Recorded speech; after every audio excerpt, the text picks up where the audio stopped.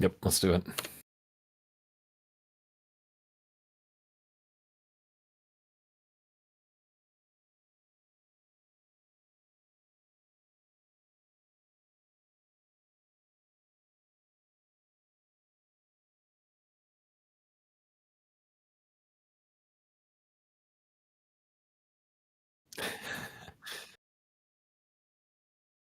We should now not be muted. Dude, welcome. Thank you so much for joining. I think I fixed the audio. Yeah, we should be fine. How are you today? All right. Oh, just living a thrill a minute. Living the dream. Oh, always, every day. We've been talking about doing something like this for a while, and I feel like actually a couple of years now. And I think that we've had a lot more important chats over things. And I just want to say, for one, thank you because you've actually helped give me a lot of ideas for me sustaining my channel. We actually have met in person once or twice Hmm. through NAM. He came and stopped by through Vegas once, along with Ben Jordan, which I hope he's doing well. Um, yeah, it's been an interesting journey, kind of walking a similar path to you, where we started here and then I kept going this way and you went whoop. And I think that it's really cool to see, for one, because I have a lot of questions for you, just kind of jumping into things and doing the icebreaker thing, but also looking at like how you started with the music production and then you kind of just went off and did like the whole thing with media production in general. So Hmm. my opening question to you is, what is your favorite animal and why is it carrot? Why is it carrot? Oh man, I don't know. I'm a big bird guy, and birds like carrots. I had a bird that liked carrots once. He was cool. His name was Milkshake. Are you serious? What kind of bird was Yeah. it? What are they called? Parakeet? Not a lorikeet or something. The little tiny birds. I can't remember what they're called. But I've always found that food names are the best names for pets. I think so too. Our friend Zayaku has a dog named Cheese, and it's like, Mhm. come here, come here, Cheese. It's a little pug.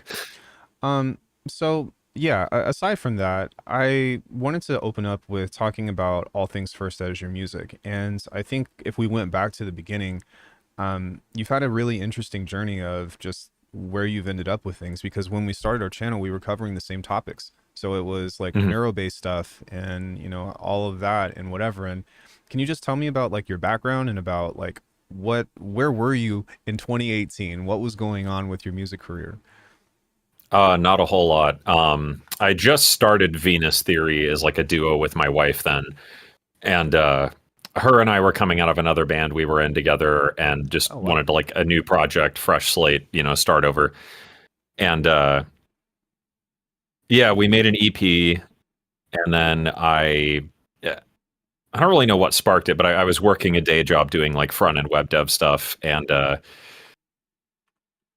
I think I was just seeing a lot of like Seamless R and your what was it, Comprehensive Guide to Neurobase or whatever. It was like this whole flowchart thing, and then Virtual Riot was doing a lot of tutorials. Sadowik, the Ableton guy, a lot of Yeah. people like that, and I was like, oh, I should do that because I was like learning a bunch from these videos, and then I had my own thoughts, and I was like, I'll just make videos about these other things that I haven't seen people cover, or like let alone in Cubase, because Cubase was kind of like a weird DAW of choice for that Yeah. style. I Um, I started in Cubase. Like that was the first thing that I tried, and I gave it about a month, and then after that, I was like, mm-mm, I'm not doing this anymore. So anybody that can learn Cubase, I'm just like, bro, hats off to you, because Cubase 7 was the most complicated program I think I have ever, you know what I mean, tried to navigate, of mhm. just doing simple things like setting up an instrument. There was like 5 menus to dive through, and I'm just like, okay, channel, arm, where are my instruments, and then trying to BPM match samples. Like what an Yep. age we live in now, because I never think about that anymore, hardly. Yeah, for me it was like the easiest DAW because I came from a background in like studio recording and stuff, so I was used to like running a console with Pro Tools and like an Avid rack and Yeah, makes blah blah. So sense. like the routing and the way that you put things together, it was like, oh, Cubase is just a virtual version of what I would do with like, a Trident console and a patch bay and stuff. So it made a lot more sense to me because I had tried FL very, very early on. I pirated a version of it, back in 2007 or something because I was like, oh, FL, I've heard about this. I think it was still Fruity Loops then, maybe. And that made no sense whatsoever. And I had tried Ableton, but it was too like just made no sense to me whatsoever with like the clip launcher and Yeah. things like that. So it's kind of funny that I think like whatever you start in is like what determines your DAW of choice later down the line. Where like if you start in FL, every other DAW makes like no sense because FL is like this alien spaceship of DAWs. And then if you like Ableton, the workflow is pretty seamless in it to where when you jump into Cubase or Pro Tools or something, you're like, wow, this sucks. Yeah. It's interesting you say that too, because something that I talk about a lot on the channel is where you start, right? And Yeah, I'm curious if that actually affects your music as well. Like we're gonna take a quick tangent, but I often say that a lot of people, if you start as a pianist or something, then a lot of times you think about music as a pianist or you think about music as a guitarist. sure. And so from you coming from a band, would you say that's something that influence is like the primary driver behind your music as well? Yeah, I think so. I mean, a lot of my ways I think about doing things are very much like signal flow and pedals and Hmm. things like that. And then, the way a song comes together me is pretty similar structure, I guess, where like I tend to think in like riffs and grooves a lot still, just as like a recovering guitar player. Right. And then once I Drowning. learned piano more, and got more into theory and stuff, then it all starts to come together a bit more. And I think piano is like one of the better foundational instruments you can learn because it just teaches you right away that everything is just notes and different combinations of putting them together. Right. Whereas like guitar, my brain still, I think in shapes a lot more than like notes and Right. stuff. And I still see that on the piano of like I know the like lopsided triangle is like a minor E sound, like my brain still pattern recognition things that way. But yeah, I think a lot of those foundational experiences really shaped everything I do now, even of just like I record with microphones in this way, and I know these microphone setups sound like this, and stuff like that. Yeah. Likewise. I started with a machine, but I picked up Mm, a keyboard very early on, and I think that for me, like working into the halftime genre and all the weird beats that are off time and all that was so difficult because my tunnel vision was strictly focused on contemporary means of coming to music. It wasn't until I met Cage and Zane and Chi and them that they were like, you need to take everything that you know and put it in your pocket and like completely rethink about how you approach um, coming to this genre, I guess, if you so to speak. And I'm kind of curious if you say that you came from a band, which I'm going to ask you about that here in just a second. But have you had to make any of those transitions through major projects, especially now with what you're doing? oh yeah, especially with the scoring stuff now. I mean, I kind of just formed a habit of waking up every day assuming I'm a complete idiot and know nothing, and I think that's very valuable because then it's like there's no real mistakes, there's no real risks. It's just like trying ideas based on a foundational set of knowledge I have about like sound and music and how to put things into other things. Yeah. Um, yeah, it's especially doing more video games now than anything. It's even that is just a huge like subversion of everything you think you understand about music where we assume music plays linearly and that's just how songs work. You hit play, it plays forward the same way every time. Right. But with games and adaptive audio and immersive audio applications and stuff, it's just like accessing a whole new set of questions you didn't even know you were allowed to ask. We talked about this a little bit when you were working on Avowed, back when you couldn't Mhm. tell me what you were working on. But um, I have a question about that regarding like the whole setup of, let's say, like proximity, right? Because especially having a character in a specific space, you have to have draw distance of things and the sounds and all that, but also the soundtrack evolving. It's like if you ever Sure. like played a game where it's just on loop, but then you advance to the next screen or something, and then the track unfolds. Is that something that you've had to do as well? Yeah, I mean, it really comes down to like the game and the budget and the timeline. Mm, Whereas, fair. if I have 2 years to write on a project and I get to be involved in the implementation and the music system design, and if we're using middleware or if we're using like Unreal's new like meta sounds tools and things like that, where we can design really cool interactive puzzle pieces, then yeah, you get to, throw any idea at the wall you want. Whereas, with something like Avowed, it was very much like, I have 6 months. Yeah. So we're not going to be able to do a ton with this, but here are some things we can do that would make it functional and interesting.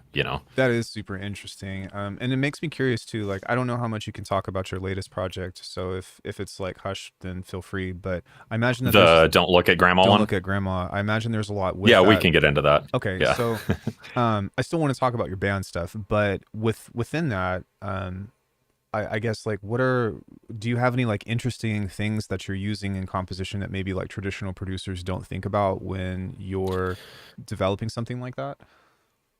Yeah, I mean, one of the things that I think is pretty common is I'll write sort of these base layers to the track, like a percussion groove, synth pad, something like that, where it's like, this is just kind of tone and pacing. Hmm. And then we think of like adding a melody, right? So you can just add one melody, but a common trick I do is I'll write a melody and then I'll copy and paste that instrument, 5 or 6 times, and then have 6 different variations of that melody, so I can stem everything out and put that in either the game engine or in middleware and implement it so that it'll randomly choose between one of these 6 layers, Interesting. every time it occurs, or even at a probability if it occurs at all. Like, you can do all sorts of really cool things. They have are you primarily, because I know that you're working in Reaper, but does that usually translate to WWise or mostly Fmod? Because those are the main two, Both, right? really. And then Unreal as Yeah, well, those right? are kind of the main 2 middleware solutions. And then in Godot and in Unreal and in Unity, it's not quite like fully fledged middleware, but there are more like interactive and adaptive audio tools direct in the game engine. So it kind of depends on what tool set you're using.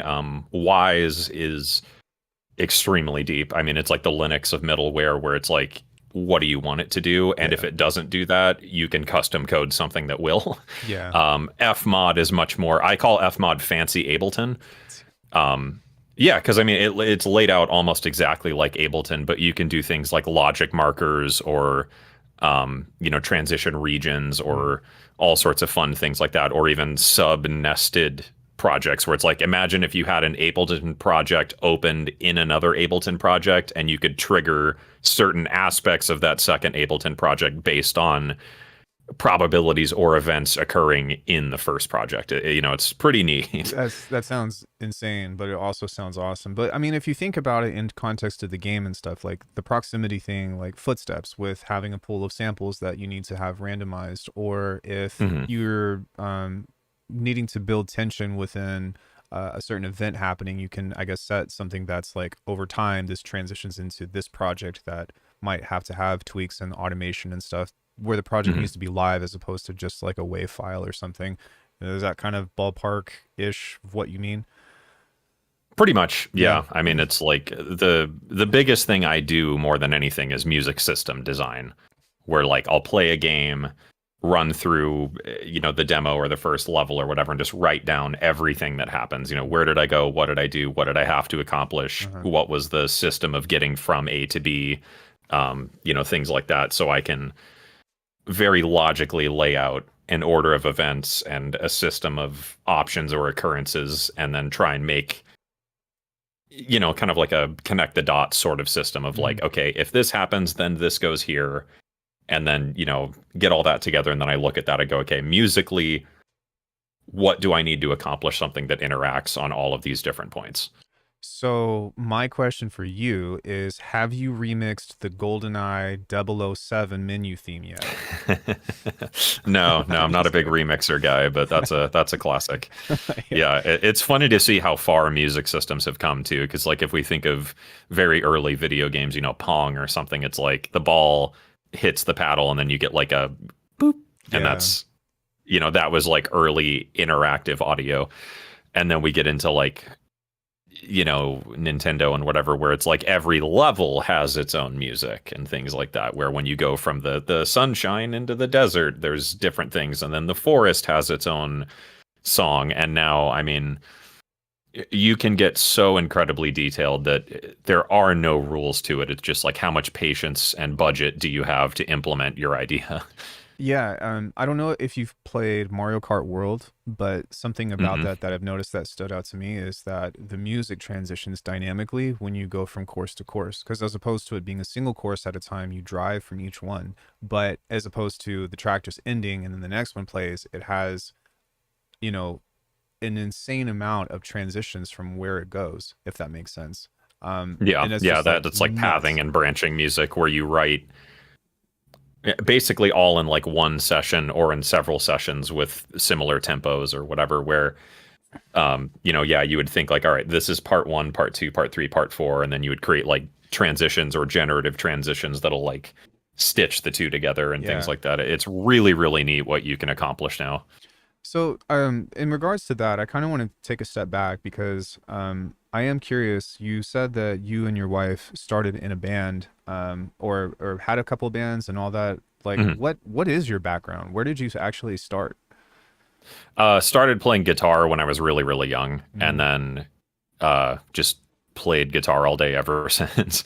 So by the time I was, teenager or so, I was playing in my dad's band, and then there were other people that lived nearby that had bands, and sometimes I would go play with them and fill in or sit in on a session or whatever. By the time I got, late teens and whatever, I was playing in different groups, fill in here and do this and that kind of thing, and then starting to learn more about home recording because I wanted to make my own music, but I lived in the middle of nowhere, so it's not like I had friends who played instruments or anything. It was like I got to go buy a bass so I can add bass to this, and then I got to figure out how to record the guitar so that I can record the bass part, and then I got to figure out drums, but I don't have room for a drum kit, so I got to figure out like how to get drums, and then I learned about like loops and mm-hmm. MIDI and very, and this is like pretty primitive stuff, even though it was only I guess like you know 15, 20 years ago now.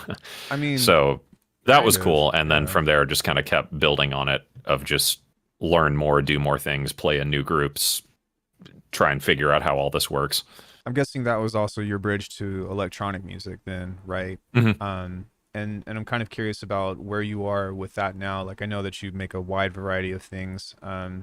Uh, and also, I guess while we're on the subject, where is the best place that people can find the majority of your music on your website? I imagine All Bandcamp now. all I don't Bandcamp. think I've released anything in streaming for, I don't know, a year or two now, I think. I don't blame you. If anybody's wondering, you should go totally watch that video on Spotify that he has recently put out. Um, Oh, yeah. but I mean, in regards to that, yeah, it's still that's kind of something that we were like quickly covering right before we actually went live. Was I asked him, I was like, hey, have you noticed that it's like the more that you do YouTube, the harder it is to get people to actually know you for your music and stuff. And I feel like that's just one of the unfortunate byproducts, unless if you're like Virtual Riot or something, where you have this huge following. But it's still pretty awesome that you've kind of found this middle ground of getting into even more. I know that we were talking a lot about you doing game stuff, but like you have so many hats that you're wearing as a YouTuber, as a musician, as a game or game music game composer, I guess whatever title that would be.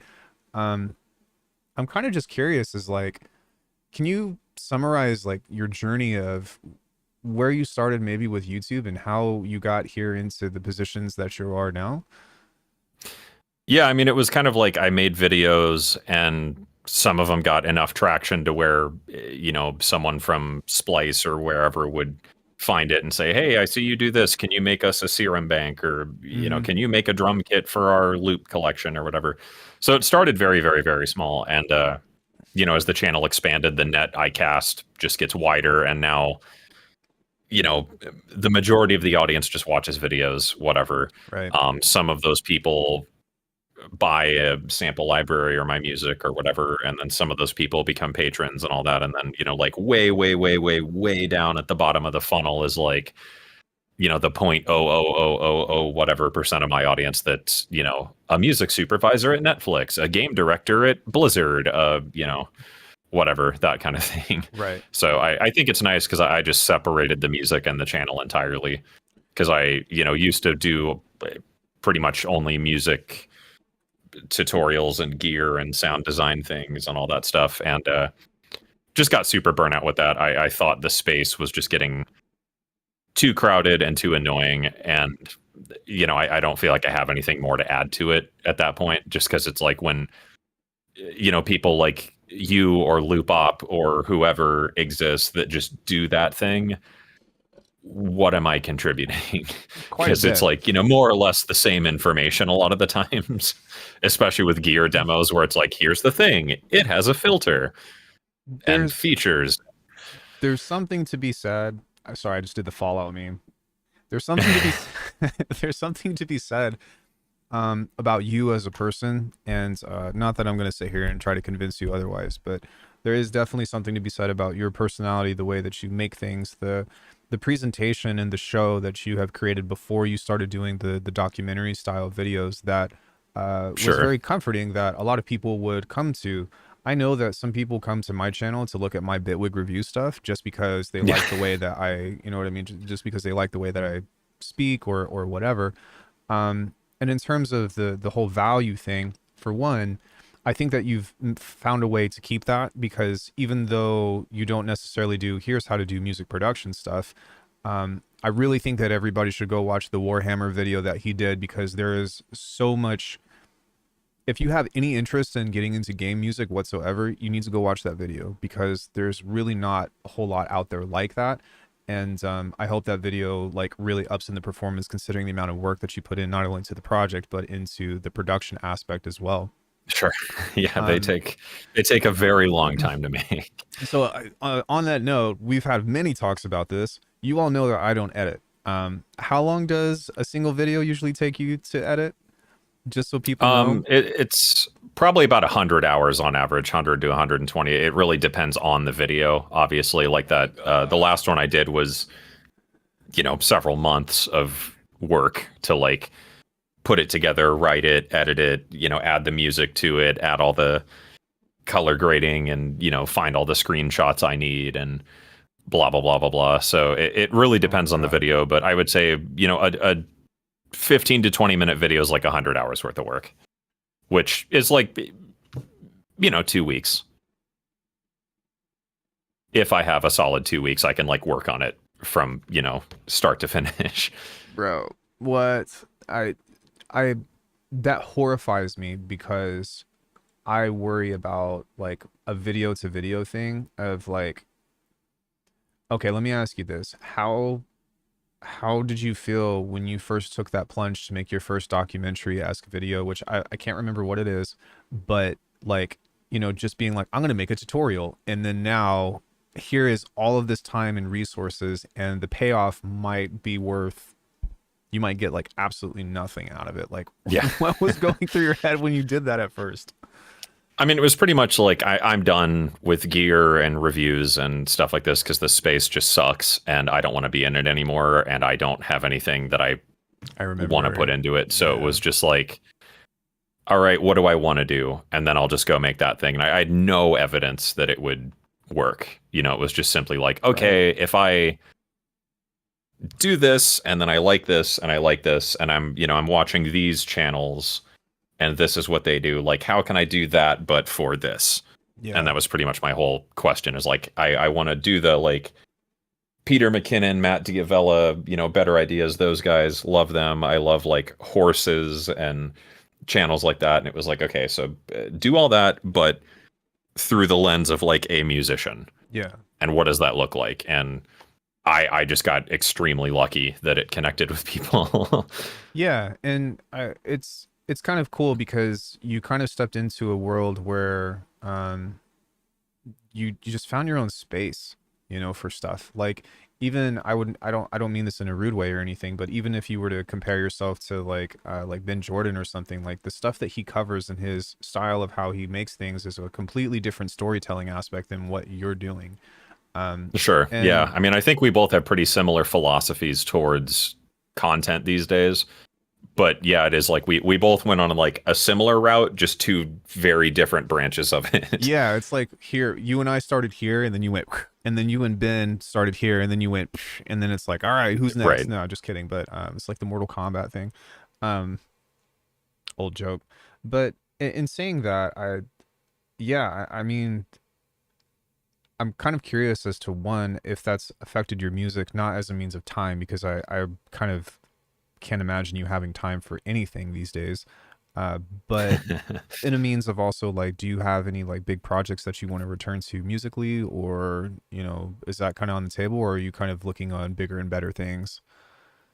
Yeah, I mean, most of my music these days is just scoring work. I still make my own music and stuff. Like the last video I did, I made all the music that goes underneath that and Right. whatever. And I think that's a pretty good relationship for me with music, where it's very low pressure and I don't care. And then the music that does get a lot of the time and attention is, for games and films and stuff I'm working on, to where like, where I'm at right now, I have the next 2.5 years already laid out for me of like, this is the music I'm working on, which is nice because then I'm not constantly grinding out stuff to try and make music and whatever. It's just like that's my relationship with it, and it gets to exist entirely separately from the channel, which I think is great. And then even with the channel itself, I get to write all the music and I get to score my own videos, which is awesome, because then I don't have to like talk about making the music and what plugins did you use and what reverb is that and Hmm. blah blah blah blah blah, just because it's too much and I hate dealing with that, and I don't like the crowd that it tends to attract.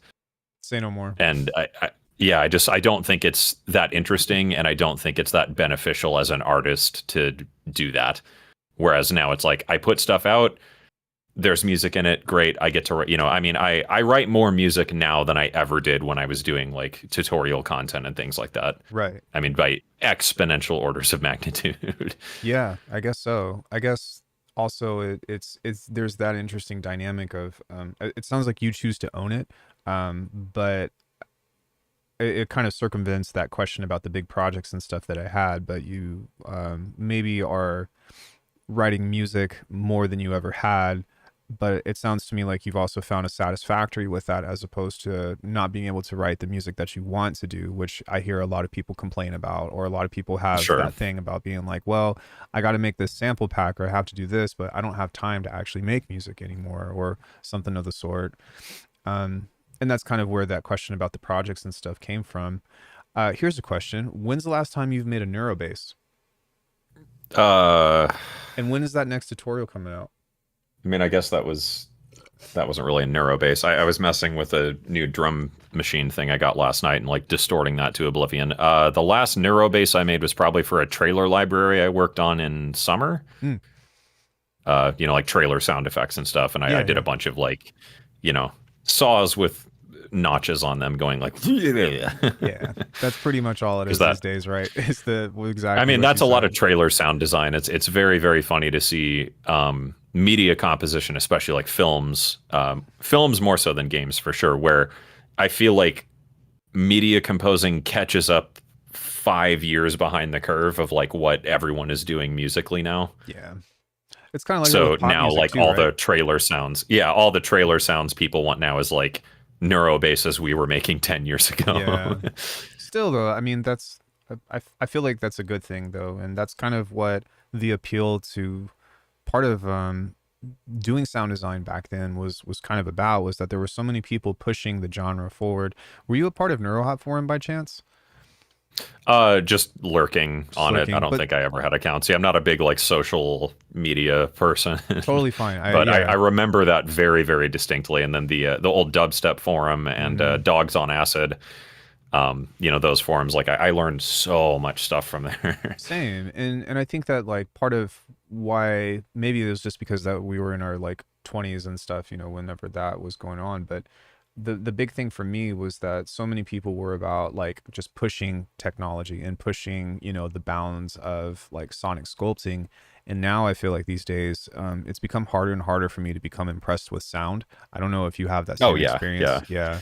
It's like I you kind of mean, heard I it, see like the color based stuff and things like that, and it's like there's definitely a novelty to it, but I feel like we've reached peak insane processing power to where it's just like, oh, that's a very neat noise, and then it's like I find myself not caring as much about how it was made, just because the novelty to it is more surface level now, I guess, in Yeah. a way where it's like when we see all the spectral editing tools, some of the max patches, reactor patches, things like that, the PDVST, a lot of people are publishing now. There's so many really fun, interesting tools, and it's like, cool, that makes weird delays that sound nightmarish and Hmm. have like resonant pings to them, and that's cool. And then I never think about it again, really. Right. It's really interesting. Like everything that we spent all of this time trying to figure out how to create is like now at your fingertips, you know. And some of that is Yeah, through because it through used to us. be very, very hard. Yeah. Yeah, it used to be like, whoa, that was it was like a sacred knowledge pool. And I actually think that it's for the better because I think that it will be for the better rather. But because that was also the thing as well, is that people were a lot more, I think, open with their compositions and with the way that they would use those sounds, especially in that realm of, how do you say, like, neuro or experimental sound design and all that. Like, Audico is such a great example because they made the strangest tracks, the most weirdest textures and all that stuff. And I don't know, lately I feel like it's become harder and harder to find new stuff that's been coming out within that. And maybe it's just because of the era, but I think that like there's been Sure. this Yeah. huge shift back into like the contemporary musicality aspect of it. Um, I wouldn't say that I'm necessarily the most up to date either, but that's just kind of my sentiment towards like where we are with music these days. But the big question that kind of spawns from all this is, where do you still find the wonder, and where do you still find like the excitement when it comes into like music stuff, if at all?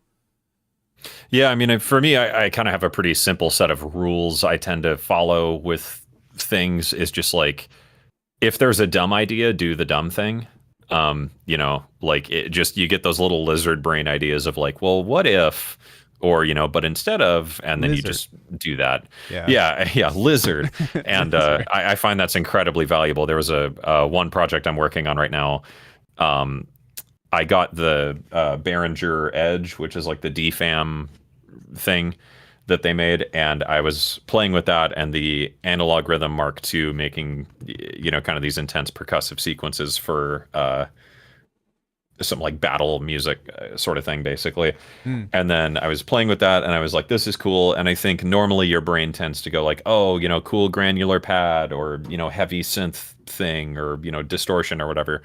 And I was just dying to know, like, what if I put a banjo on top of this? hell yeah. Because I was just like, I just heard a kind of a melody, and I was like, oh, I could, kind of do something with that. And then I put it together, and the client loved it because Really? it was just That's such a great. weird, Yeah. left turn from everything. And I love ideas like that. And then I'm also a fan of just like setting some parameters for an idea. I'm going to do this, and it's going to be in E flat, and it's going to be in Dorian, and I can only use this, this, and this.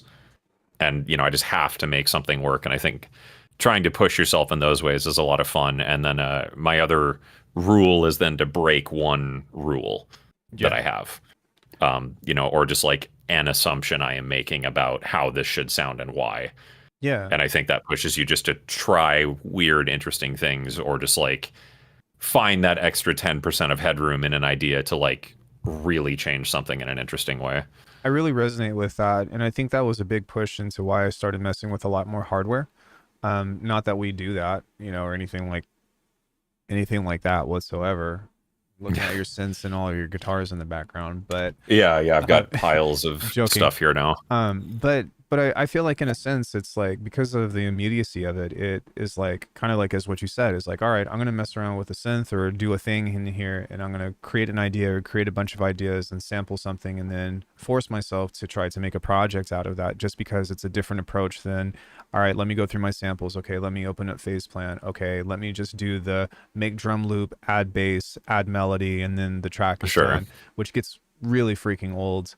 But yeah, I'm kind of curious as to like if there's any other like specific projects or something that you've had that you're like, what, there's no way that I could like reproduce this, or that, you know what I mean, like those one-off projects.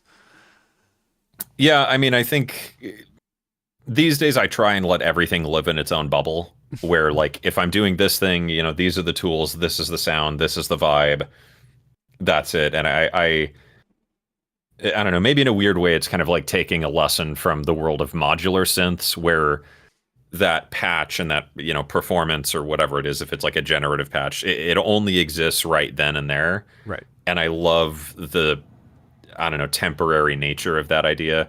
So I try to approach things as much as I can from a pretty similar standpoint, where it's like, this is it, and then it's done, and it lives over here, and now I'm over here. And I try not to think too much about like redoing that thing. So Yeah. especially with games and whatever, I try and just like rotate out the gear I'm using Yeah. most of the time, to where 100%.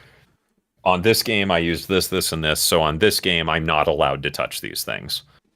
So I'm not ever too worried about finding like a formula or a thing. It's just like discover a new sound and a new vibe for this thing, emphasize that as much as possible, you know, then it just gets like wrapped up. Now it's out in the world. And my job is never to like do that thing but better. It's just like my job is to make the next thing. Right. And I think that you have a really good point with that, because um, I've noticed that one of my fastest routes to burnout is when I'm making a beat and then I make another beat in the same genre right after. Yeah. I try to make another beat, you know what I mean? And then I end up writing the same shit and I'm just like, fuck, god damn it. And I think that's a really good piece of advice. And it doesn't have to be with hardware, but just as a means of, it's something that Copycat told me a long time ago when I was doing lessons with him. He was like, you make a box, you use the box. When the box no longer works, you make a new box. And I'm just like, it's pretty much exactly what you said with your parameters and with breaking the rules and all of that. But looking at each project and being like, okay, let's make a brand new box. Let's do something. Let's create new limitations or new things. It really kind of takes you out of, I make halftime music, into I am Cam and I just make music, you know? Right. Yeah. And I think it's a nice way to look at things as an artist, is like you're not defined by like genre or tempo or whatever. And like in some cases, sure, you might be like, if you're constantly getting released on like UKF drum and bass, it would be Yeah. beneficial for you to continue making drum and bass. But I think you get bored of that eventually. And I think you know, the more you let yourself explore different ideas, I think the more holistic things become in terms of like your overall vision. Like I think you can jump between pretty much any of my releases, even though there's a lot of disparity between them, and still be like, oh, that sounds like this. You know, it has like Yeah. that same mood behind it, you know, the same kind of like intention behind the sound and the aesthetics, which is fine, you know, and like I'm cool with that, because I know my music and my channel and all that. Like it's very love it or hate it. And I'm fine with that. Like it just, because it's like I don't make it for you. I don't care. Well, that's the most You know, it's important like thing. this Yeah. was my idea. This is the thing. Now it's done. There it is. You know, I'm already 2 weeks into the next thing I'm working in anyway. Right. It's so I have two questions for you. Remind me if I forget the second one, but my first question that I was going to ask you about was actually something that Nate was saying in the chat. He says, "Do you ever audiate, sing and beatbox ideas as voice memos on your phone before you create them into a project?" Oh yeah, all the time. I have the voice recorder thingy on my phone as a shortcut in the taskbar, because Same. you know, it happens all the time where I'm like listening, you know, or I'm like just driving in the car and like an idea comes in. I'm a very big like take a bath guy. That's like Mhm. my cure for Hell yeah. creative block, of just like I sit in the bathtub and I just stare at the ceiling and there's no noise or anything. And then it's just like every time I do that, I hear the melody or I figure out what the chord I'm missing is or whatever, and I can just hum that out, and that's great. And then you know, even just out and about like sampling things, like sometimes you just hear an interesting noise when you're in a Target or something. Yeah. So it's like I can just grab my phone, record that, and bring that home and play with it or whatever, or just, you know, make notes. Like I just take notes all the time of, sometimes when you're out, you hear someone say something interesting, or you're watching a show and there's like a cool line of dialogue or like a name of an episode that just kind of gets the gears turning, and you're Yep. like, oh, that's neat. And you know, on some level, like I know what that sounds like. I will go make that later. But yeah, I try and just keep ideas flowing, and you know, mostly try as much as I can to approach them with no expectation other than just like, here's the prompt. what do. Yeah. It's I'm the same way, and that's part of the reason why I wanted to remix one of your tracks from your older album, the ambient thing, Mhm. which I hope you liked that, by the way. I put you on the Yeah, it was spot. cool. Did you end up finishing it? That it was just a short piece, so that was it. Um, Oh, okay. Yeah, I thought you were working on more parts to it or something, but no, yeah, no, that I was neat. most of the beats that I make now are just like 2 minutes because they're a beat. It's not like a here's 6 minutes of this grandiose thing. I find that most people have Yeah. the attention span about 30 seconds, so it's like here it is, and then I'm like okay. Yep. But I appreciate you, taking a look at all of that stuff, which is going to get to my next question. In regards to onto the next project and all that, I tend to feel the same way about stuff. But something that I've tried to do more and more, especially now that I have this ginormous catalog of music written, is go back and have a listen of like in retrospect and be like, what projects mean something to me. And I'm kind of curious outside of the gaming world, of course, because I imagine like Avowed was a huge, in Warhammer as well, a huge accomplishment for you. But do you have any of your personal projects that you're like, this really means something to me, and in a way that's like very sentimental or something of the sort? I mean, I think everything really, it's like choosing your favorite kid, right? I mean, the number one job as a musician is like make the music you want to hear out in the world. Right. So everything to me is just like I can listen to my music and I remember where I was, what I was thinking, what I was going through or what that was about or whatever. So I think it's just kind of a fun, I don't know. For me, it's like the equivalent of journaling. If anyone practices journaling here, where it's like I just make music because that's Because my translation you form have to, of yeah, things. you have to make Yeah, music, yeah. exactly. Just because it's like that quote is overused as fuck, but music is what feelings sound like. Yeah. So every track, you got to find the thing you like about it and the idea, and I think you just have to set the intentionality for that session and that song, and like, does this express the thing well? And Right. then, I think if you do that consistently and you're less worried about the reception of it and more just about like, is this an accurate summation of what I'm trying to get across? So I think that, for me, that's been helpful just to, yeah, I feel like every track, I remember things so distinctly, which I think is really fun.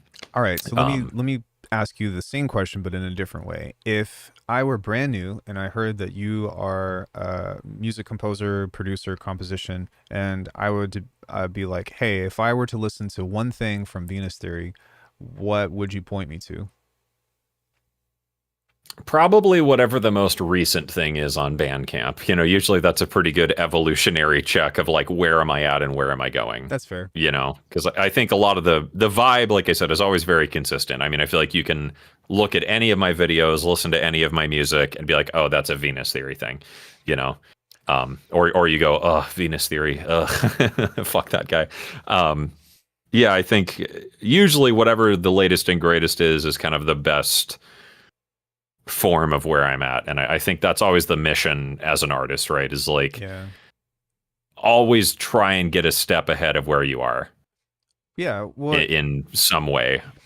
it's a paradox, especially in terms of music, and this is something that I have personally battled with because of as me, my background actually comes from like hobbies that are not really related to music, circus, Sure. martial arts, all that stuff, Yeah, there's this whole discussion about death of ego or whatever, but what I've realized within mountain or within art is that the mountain is everlasting. It is eternal. It Yeah. never I mean, it's a very like yeah, Sisyphean task to right. And keep going because it's like like you buy your first guitar, or your machine or whatever, and you write your first piece of music and you're like, holy fucking shit, that is the mhm, best thing ever. And I think it's the cruel irony of creative work that you will never experience that again. yeah. But It you keep going after it. It's that, dragon chasing, like tail, drug yeah. addict behavior, I guess, in some way, where like I just want to get that feeling again. And I think if you try and stick to like your thing as much as you can, I think you do get to experience that over and over. There's a really great quote from Ben Frost talking about like the creation of music exists in like a dream space. Mm, And he says, I just try to live there as long as I can. That's a great And way to I put think it. that's Yeah. the thing is like, it's very, my brain turns off and I just do the things and a thing comes out of it. And it's just this very like spiritually fulfilling practice to do. And then in the end, it's like, I can release it or I can just like delete it or, just enjoy it. Cause I mean, I think some of my favorite music experiences still to this day is like, I pick up my guitar or ukulele or, play my piano or something. And I just dick around for 5 minutes and then I go mow the lawn. Oof, that's such a harsh transition. But I understand what you mean, and that's kind of, I don't, and I wouldn't even describe that as flow state. I think that it's something that my instructor's instructor said is it's the difference between doing and being. I think that Sure. Yeah. through a lot of cultivation, we're constantly doing things. We're, doing the practice. We're watching the tutorial and trying to remake the sound or whatever. But there comes a point within musicianship or artistry to where it shifts into we're just being a musician. We're just being a martial artist or just being an acrobat or whatever. And that's the thing that I resonate with the most of trying to live in that in any of those hobbies or any of those worlds. As much as possible, and at some point envelop that as I'm living as me as much as possible. And that's not like my life mantra or Yeah. anything, but just as serving the big picture about that aspect of cultivation. Because, dude, like music production is a very selfish path, which I don't know if you have trouble with, like, I wouldn't say trouble, but as a mindfulness of balancing that with family and whatnot, of what Oh you're yeah, doing for and sure. I mean, you all of you get that. locked in and you're just like you've been editing kick drums for 16 hours. Yeah, exactly. And then you're like, oh man, I hadn't said hi to, my girlfriend, or I hadn't, my dog is staring at me saying, please give me a snack, or you know what I mean? I never forget to feed her, but Right. it's snack time. That's a different story. But yeah, it's one of those things that it will eat you alive if you're not mindful of those things. And having a healthy relationship with your music, I think, is something that I wish more people talked about, especially for somebody that is like, this is full time, and we're in a very different Yeah. position. Like, I would say I'm more on the means of I'm trying to do the music thing and doing YouTube, and like you're doing all of these productions, and making it happen within gaming composition and all that. So I imagine that you're more busy than I am. Um, but yeah, I mean, do you have anything for people that are doing kind of the same thing with that kind of balance? I know that you're pretty big on like, I have time, I have this time slot open and this is not available Yeah. and this is not available.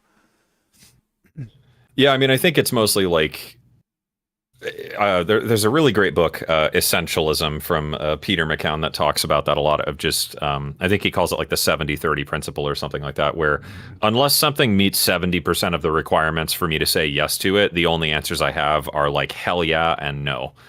Oh yeah. So, and I think you have to be pretty mindful and like aware of your creative practices, where I know on a given day, I've got like maybe 4 or 5 hours of like creative juice Mm, in me. And I know that if I keep pushing beyond that, I will still work on stuff, but I won't really accomplish anything with right. it. It's that diminishing returns point of like, you could EQ the drums and have them done, or you could start doing like multi-band dynamic processing on the snare and add 18 different notches in the EQ, and then use like a spectral resonance reduction plugin to sidechain the overtones of the kick from the snare. And like I I'll never do do that. shit like that, and then you just go like, why am I doing this? Like Yeah. what does this matter? And in sometimes it does, certainly, but 90% of the time, I think we over entertain ourselves for the sake of being participatory in the act, rather than worrying about like, am I doing something that's like worth doing right now? I think So yeah, I try to maintain like a schedule with that pretty hardcore of like, Monday, Tuesday is meetings, Wednesday through Friday is like creative work stuff. And I know that I've got, kind of like my battery each day, right? So I know if I have this amount of time and these are the things I need to accomplish, this is when I'm going to schedule that for. And then, I think the best thing I ever did was just start understanding that like what I did wasn't become a full-time artist. What I did was buy my life back from a corporate job. And I will do anything within my power to to avoid avoid it. going back to that, and to enhance my ability to just do the things I feel are worth doing. You know, where like Yeah. if I want to work on this game, awesome. If this game comes along and I think the game sucks, if I can put myself in a position where I can say no and I can get my life back to do other things I find interesting, great. But I try not to place too much pressure on any of it. I mean, I guess it's, you know, branching off what you were saying earlier, it's the act of being, right? I think, what was it that Alan Watts speech, you know, wu wei and, Mm. you know, not forcing things and whatever. And I think that's a good way to practice it is just these are the things I want to accomplish.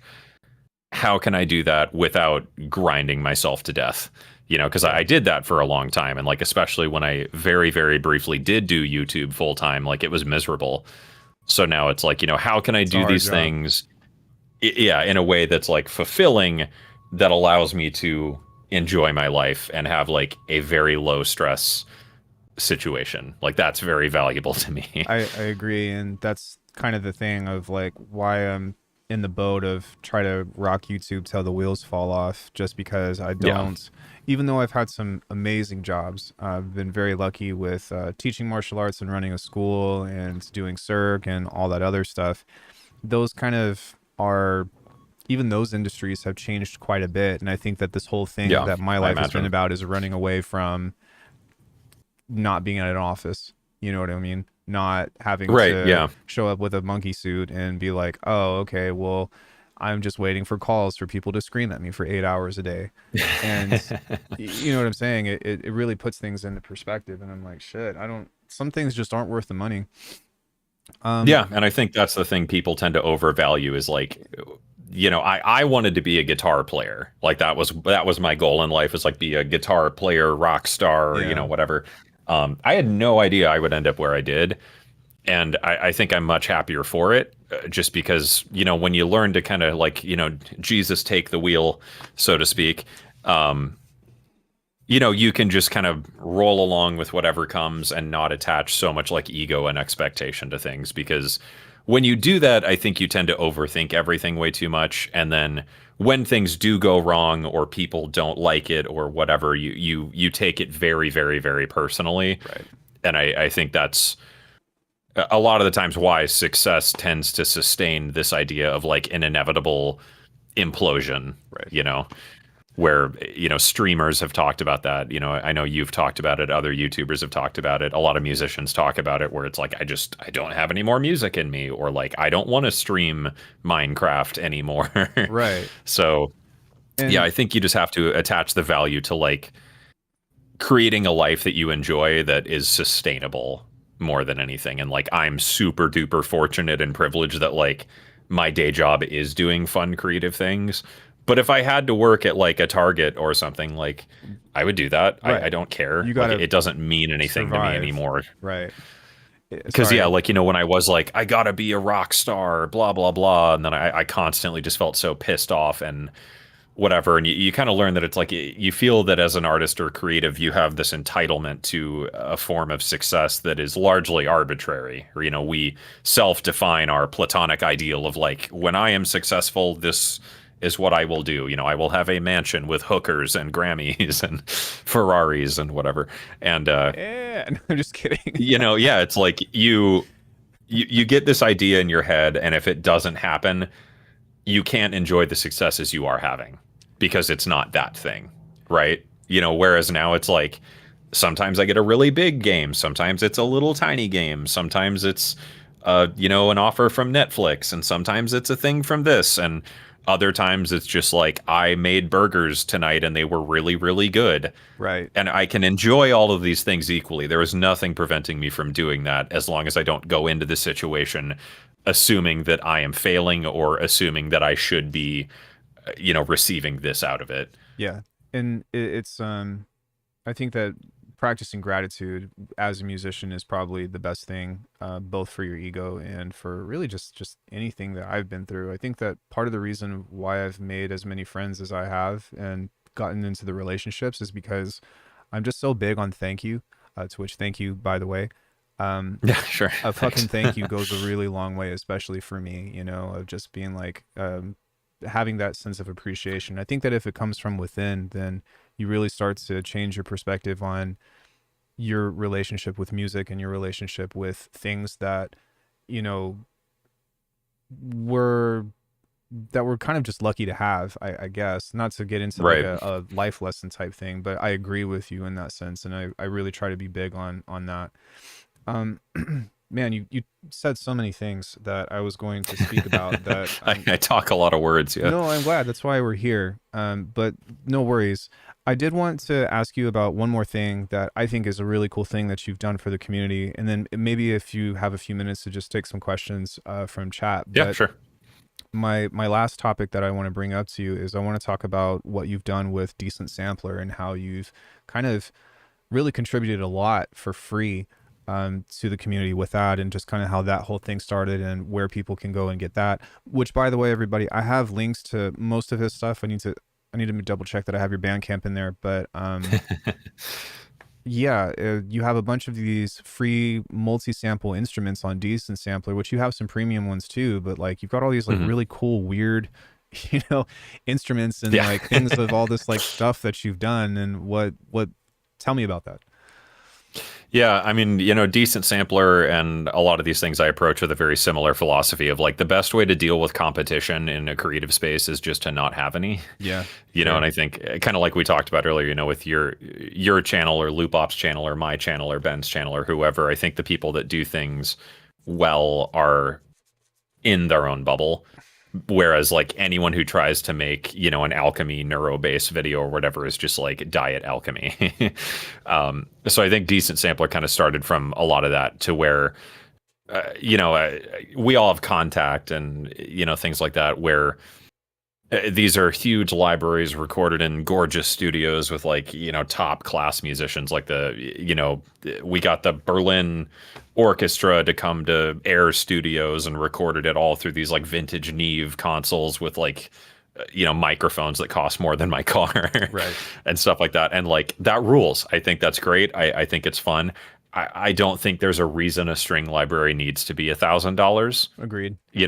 No doubt producing that library, as an example, would be extraordinarily expensive. So like, sure, it's somewhat justified, but like a lot of these companies seem to push out kind of shovelware a lot of the times. And I don't like that idea that, because we did do this thing that was $1,000, now every library is $1,000 and Right. whatever. And doing a lot of contracting for these companies over the years with, contact libraries or, developing multi-sample things that some company buys out from me, a piano I sampled or whatever. Looking at that and then, having worked with Spitfire and whoever, it was like, well, I already know how to do all this. Right. And at the time, I was kind of dabbling with releasing more samples, and then along comes Decent Sampler, where it's free, it's super duper lightweight. I mean, in terms of just like overall efficiency, it doesn't need like any resources.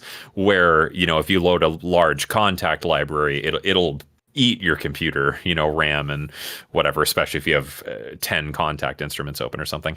And Decent Sampler's free. It's cross-platform. The coding is all in XML, and XML is like very, very easy. Like I think you could learn to code a Decent Sampler library in a weekend. It's a very, very straightforward language. And then I've got all these cool things and whatever. So it was like, well, if I have access to these cool things through YouTube or just like buying different bits of gear or renting something or whatever, it's like, if I have the ability and the, I don't know, time to produce these things that I could release for free, I feel like on some level I'm like morally obligated to do that, because I know for me personally, when I was starting out, like a lot of people, I pirated a DAW and whatever, but then you would find free sample packs or free plugins, stuff like Surge or Cardinal or Right. VCV Rack or Vital or like the Analog Obsession stuff. It's like, holy shit, this is awesome, and I can make something better with this free tool. So it was like I should do that. Yeah. And then I did, and I think it was really, really fun, and it was it's been super beneficial because it's a very fun creative exercise for me a lot of the time, and I think it's a really cool way to be able to give back at a scale that very few people can. Right. Whereas you know, most people end up doing sponsorships with Raid Shadow Razor balls or whatever.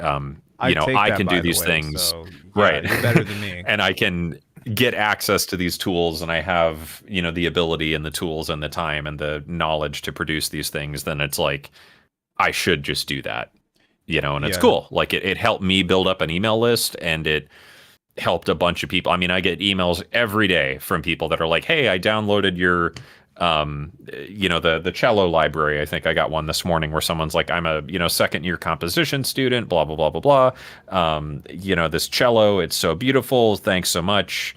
Because you know, it had like weird cello sounds in that library, and they were like, you know, it inspired me to make this, and I got an A, and da da da. And it's like, that rules. Isn't that the That's best so feeling? cool. Yeah, that is the best fucking feeling.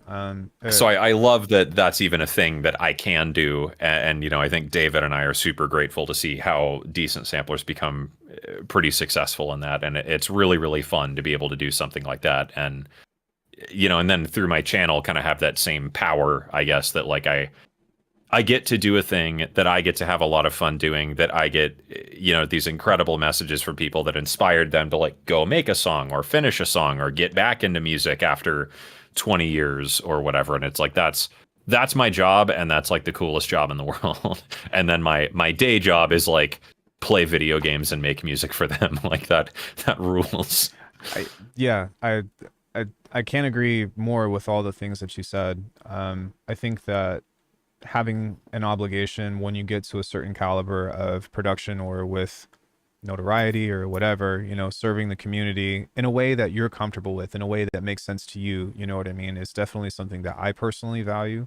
I think that's Yeah. part of where like all of the tutorials and all that stuff came from. I think that I just have a thing for teaching. I've been teaching forever, and that's kind of been my thing. Is like, hey, I've got information to share, and take it or leave it. But I think that the contributions that you've made, and also the education that you've made in a completely different way of music that most people don't talk about, is incredibly important.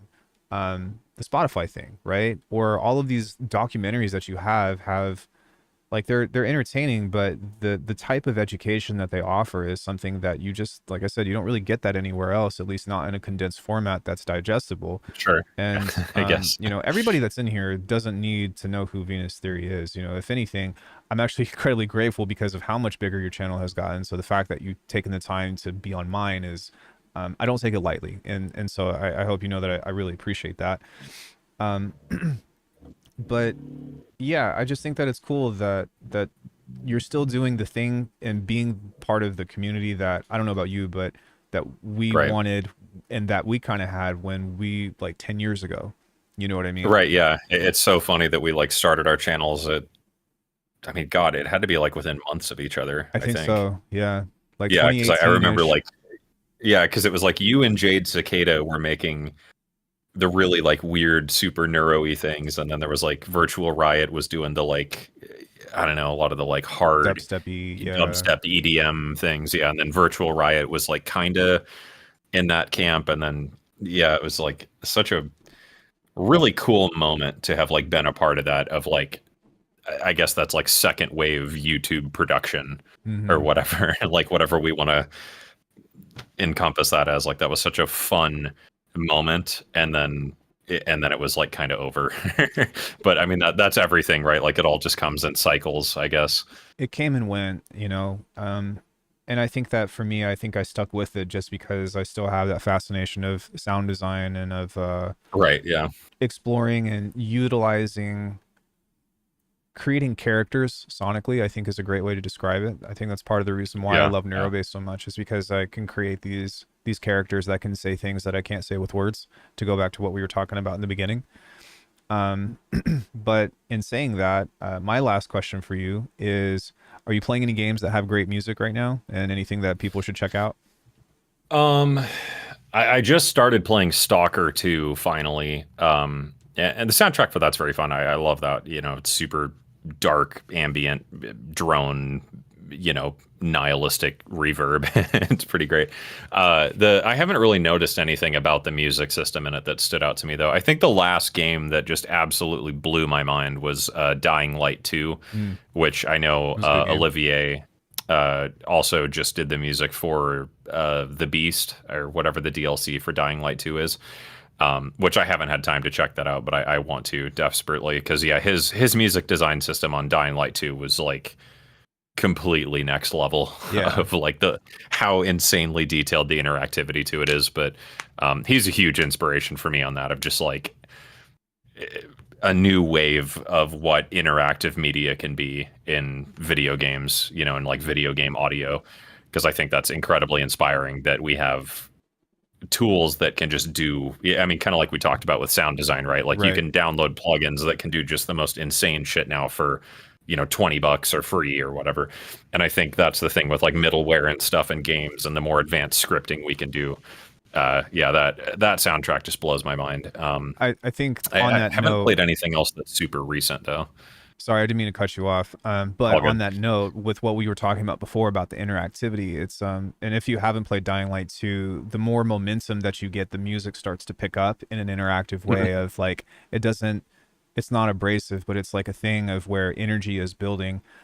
If you've ever played Tetris Effect, that would be another one to play with the same type of like insane interaction of like it's Tetris, but as you progress, the music starts to change with the music, or sorry, with the blocks, the music with the music. But when you clear lines and stuff, like you have these things that is almost like it feels like a metaphor for launching a pad or something, or like triggering a sample or something, and it's so Sure. freaking cool. Yeah. So I would highly Huh. recommend that.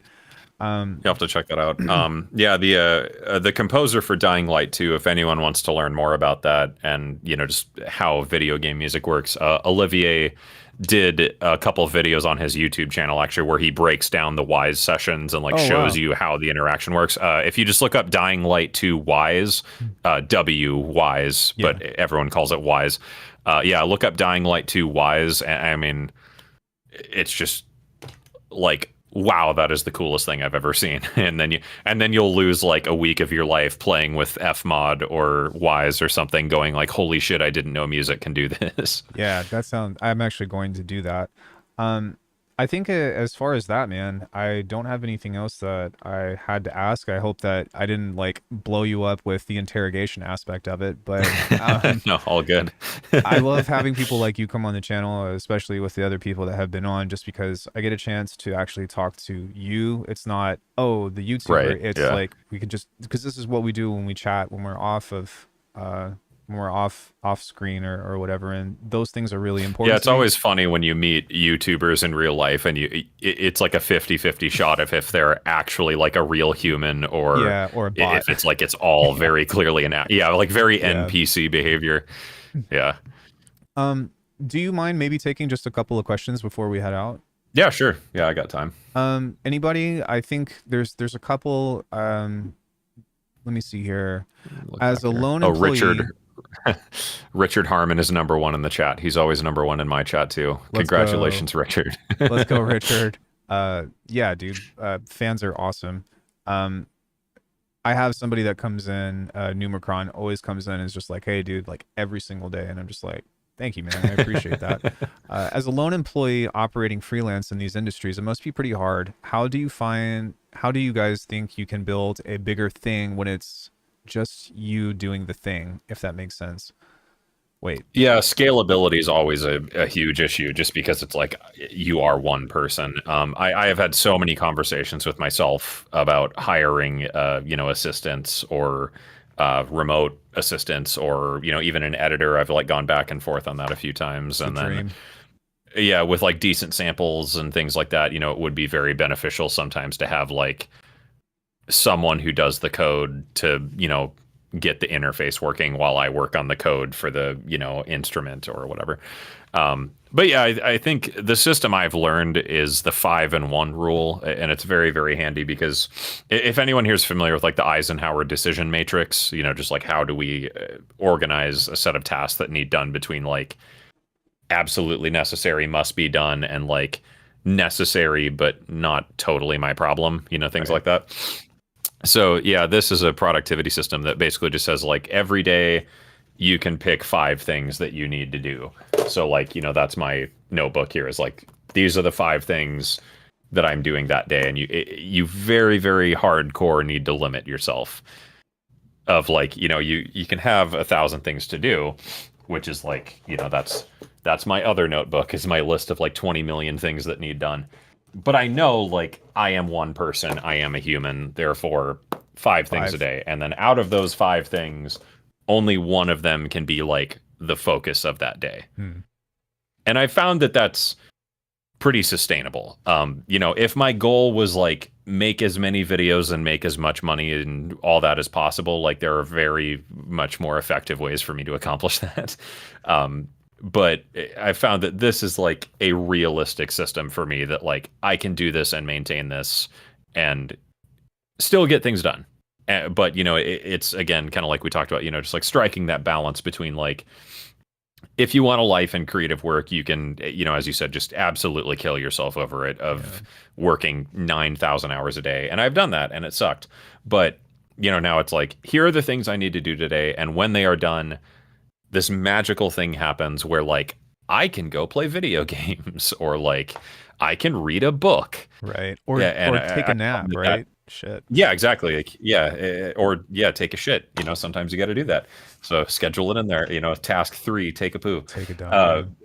But I think it's a very helpful way to just manage things in, a big picture sense. Because otherwise, like, it's super easy to fill up your day with so many superfluous things and actions that we feel we need to take.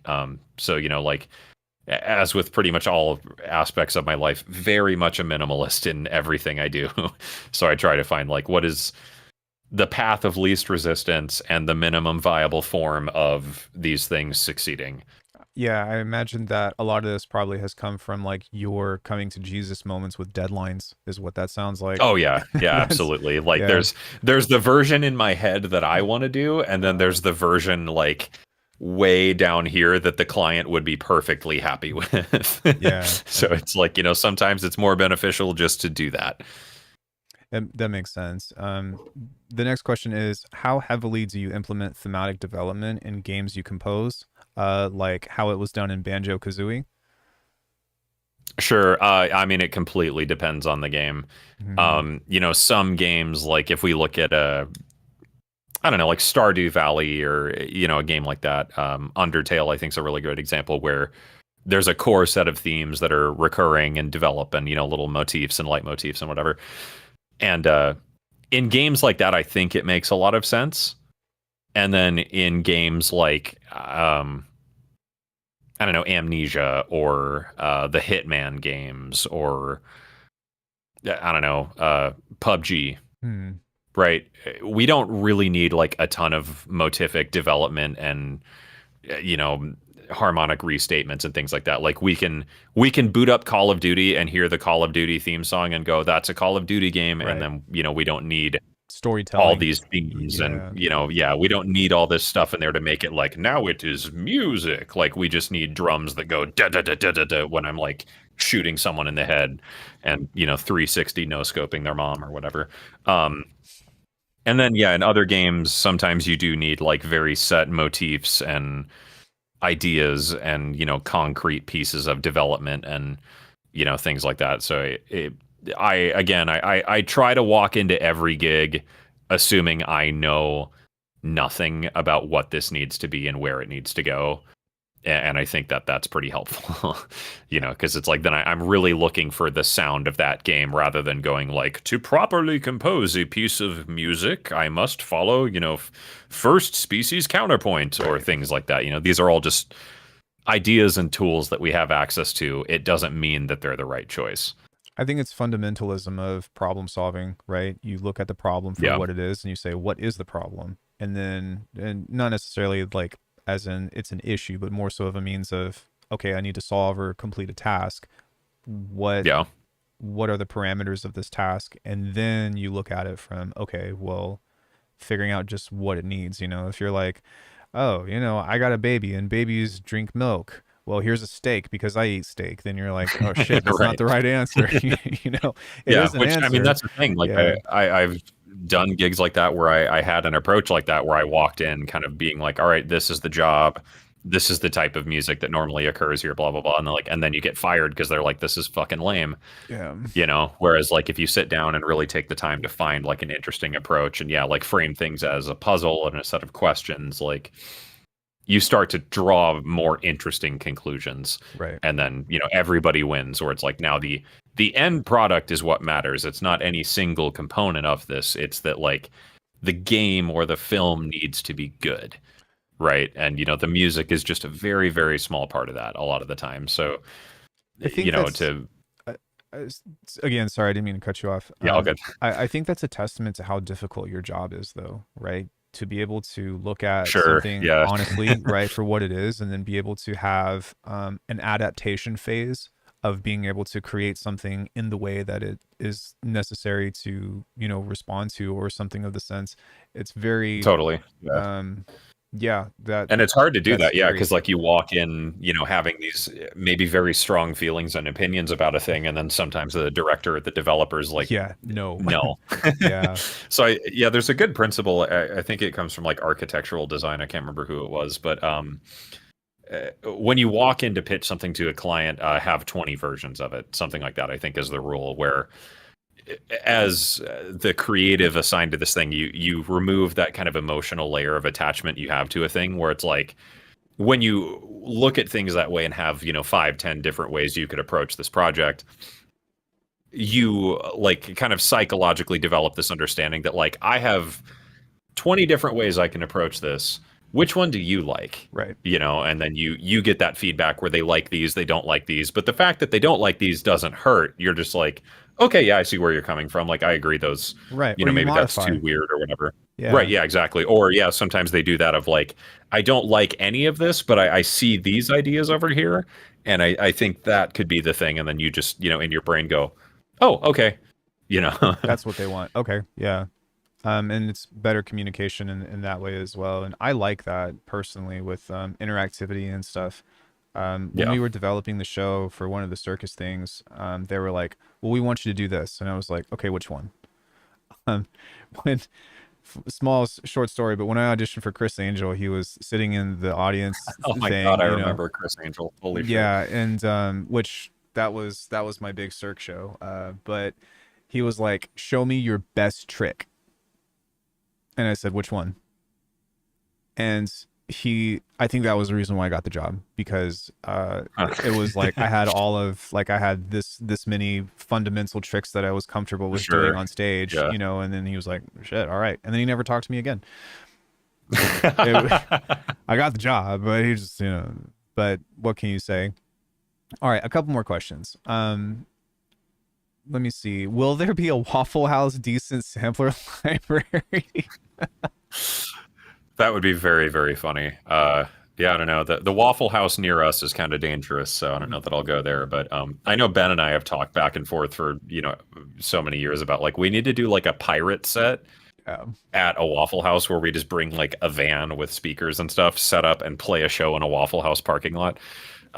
Yeah, hell Waffle yeah. House sample library would be super funny. I should do that at some point. I mean, if Waffle House becomes a stage in Tekken, like you got to do you got to do a Waffle House decent sampler. That's the Right. parameters. Yeah. Doesn't have to be that Waffle House, but maybe a different one. All A right, Waffle House. a Yeah. Waffle House. How has the conversion to Reaper been for production coming from DAWs that are more set up out of the box? Was the customization a big plus for you? Have you made any custom scripts for yourself? I forgot I didn't even ask you about Reaper stuff. hmm Yeah, it's been fine. I mean, the vanilla form of Reaper is very reminiscent of like Cubase to me and Pro Tools and things like that. You know, Yeah. which is kind of like we talked about. That was like the DAW world I came up in. So you know, it made a lot of sense right out the gate. And the customization of it is what attracted me to it. Is that like Reaper is kind of very agnostic towards itself insofar as like you can customize pretty much anything, and you know you can download all sorts of scripts and tools. And yeah, I think you use the global sampler in Bitwig, right? Rolling sampler is the big thing. Yeah, rolling Yeah, sampler. yeah. Yeah, so there's the global sampler script. I believe it's from the same developer. Yeah. Started in Reaper Birds as things, a yeah. tool. yeah. So same person then. So yeah, like that's a free thing in Reaper that you can just like download Reaper and install that and have that right away. And then it's It's like the if you best. need better slicing tools, like Ableton, simpler, or what is it, an FL, Slice X, things like that have like transient detection and stuff. And it's like maybe that doesn't work very well. Well, someone else had that problem, so they made a script that has better threshold detection features, and things Wow. like that. So that's great. And then just kind of in the realm I work in now in films and games, and then decent sampler and stuff. Reaper just has tools that other DAWs don't that just make my life easier. So, it's just kind of a pragmatic approach of like what is the best tool for the job. And then Right. especially with games, Reaper has pretty good integrations with Fmod and Wise and things like that to where for example, if I have a session and I have markers in it and stuff like that, I can save that and export the stems, and Fmod can read from that Reaper file like where the loop points and transitions are and Wow, that's things awesome. like that. So it's very, very powerful for things like that. And then for scoring cutscenes in games or scoring, documentaries or whatever, Reaper has really good video support. I can have the entire timeline in like frames per second and things like that. And then for the decent sampler stuff, David and I are working on a new library right now, actually, and just the ability to import, 700 samples into it that are all, different notes and whatever, and say, hey Reaper, run these through this plugin chain. After you run them through this plugin chain, renormalize them to this value, and then export them to this file structure with this name, and embed the pitch as a MIDI note number, and output them in FLAC, and also output them in Wave. And I Wow, can be, like Control Shift R, done. that's insane. So That's pretty sick. yeah, stuff like that is just invaluable to me. And it's like, Cubase has some pretty good features. Bitwig has some pretty good features.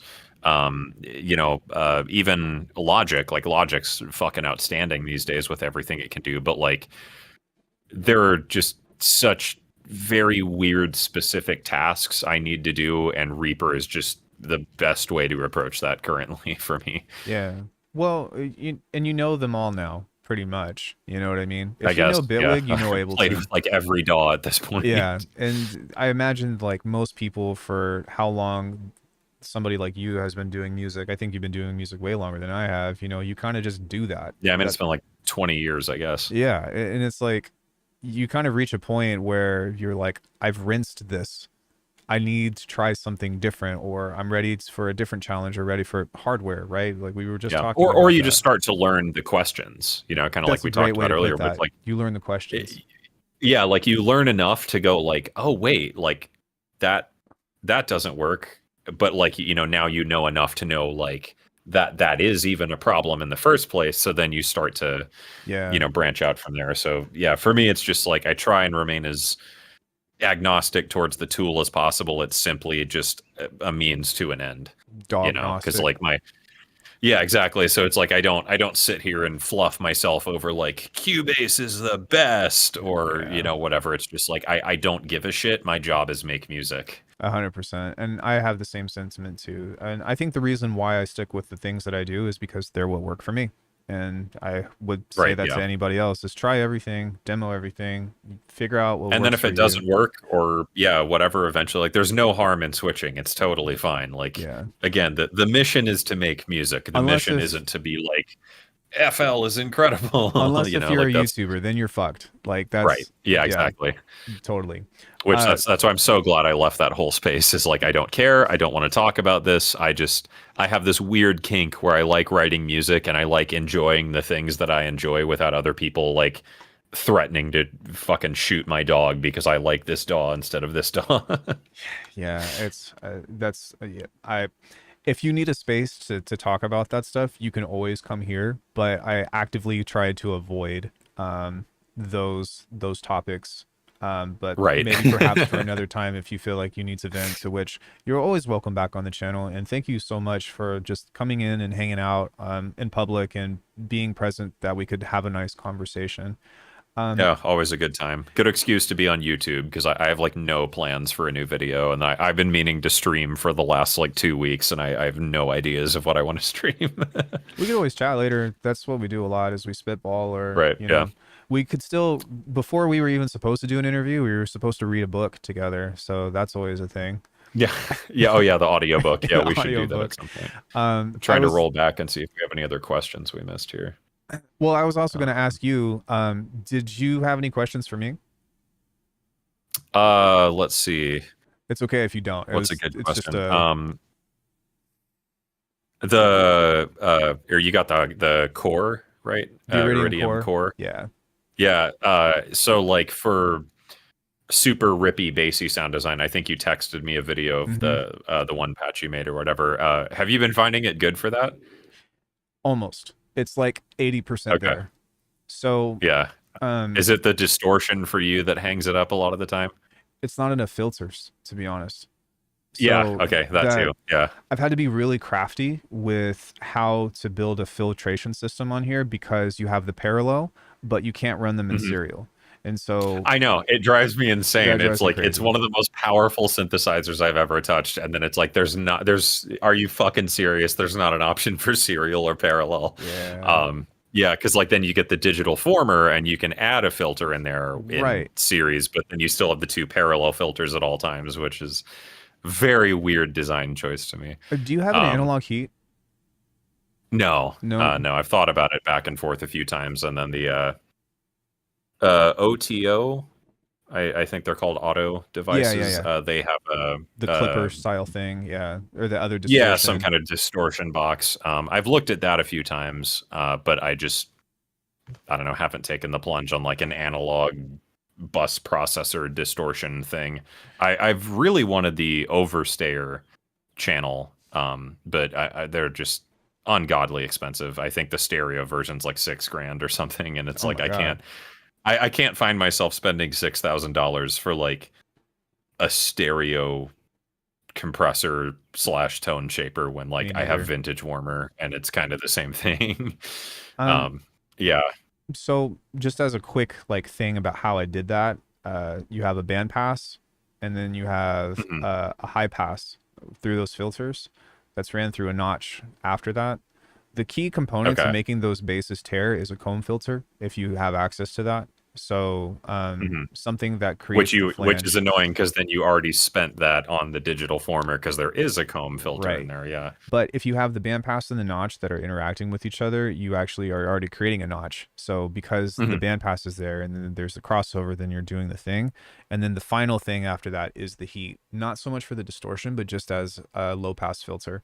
So the bandpass and the notch are creating the low mids. Okay. Then you have the comb, and then you have the last final thing to that. That's kind of making it open and close with the formants, which the formant filter is Okay. terrible, That's a by good the way to go way. about it. Yeah. I my Oh biggest yeah. complaint, Yeah. sorry, yeah, Yeah, just the formant filter in it is so kind of like eh. well, it doesn't go low, and then not only that, but the EQ on there, there's like a 4 or 5 band EQ, but they don't go past a certain frequency range, and so Yeah, I noticed that too, and I was like, it's such a weird, like, it's so ridiculously powerful, yet there are so many, odd like, limitations. Yeah, yeah, like there that are completely arbitrary, or maybe there is like some DSP reason it exists that I wouldn't know, but it's so funny that it's like this is 97% of the way to being like, holy shit, this is the greatest thing I've ever touched. yeah, I agree. I will say though that you can create a formant with the EQ. You just instead of using the shift, you just use the mix. So you create whatever shape you want, and then you use the shells, Oh, and okay, then sure. that'll create the mix, and that's part of what how I also implemented that. Yeah, that's a good way to do it. Yeah, which again, it's kind of like that's the fun of working with hardware a lot of the times, The though, is it's like limitations, it right? can't do Yeah, everything. It's just like now I have to make this thing do something interesting. yeah, Yeah, I was wondering how you were getting along with that. Yeah, I don't know. The Iridium is like simultaneously like the best and most pointless thing I have. I agree. And but I will say like opening up your DAW and then being like this thing is already on, and then it just works. and being able to Yeah, design. yeah, that's the beauty of hardware, isn't it? Is like Oh I my can just gosh. turn on Reaper, open some audio tracks, and I'm like making music right Yeah, away. I'm doing the thing, and then you have rolling sampler, and then you just like pull stuff out, Mhm. or you have a sequencer attached to all that shit. It's just like, man, what I've been missing out. I will say, like, for those, you all don't need hardware, but I would No, at yeah, least give yourself a chance to try to experience hardware at some point if you are really serious about music making, because there's just nothing like the interactivity. Um, I don't yeah. have any It's affiliate a links. very different mindset for me. Yeah, like if I'm working purely in the DAW, which like there's a lot of projects where that is what you have to do just because of Yeah, like time, budget, whatever. And opening the DAW and doing stuff like that, I think you can work very quickly that way. But there's just such a different creative brain framework that takes over when I like am using hardware because it is very slow and tedious that's the and thing. Yeah, it's so much work that it's like you have to be very intentional with everything you're putting in because then if you record it in and it doesn't work, now you got to like delete it, arm it again, re-record the whole part, stuff like that. So I think it's a lot of fun, and I think the best things I make are often hardware centric sessions, yeah. whether that's like synths or it's involving pedals and guitars or banjo or whatever I have lying around. Yeah, it's just such a different mindset that I think makes things so much more interesting, and I think so much more risky because that like if I screw this up I got to do the whole take again, Right.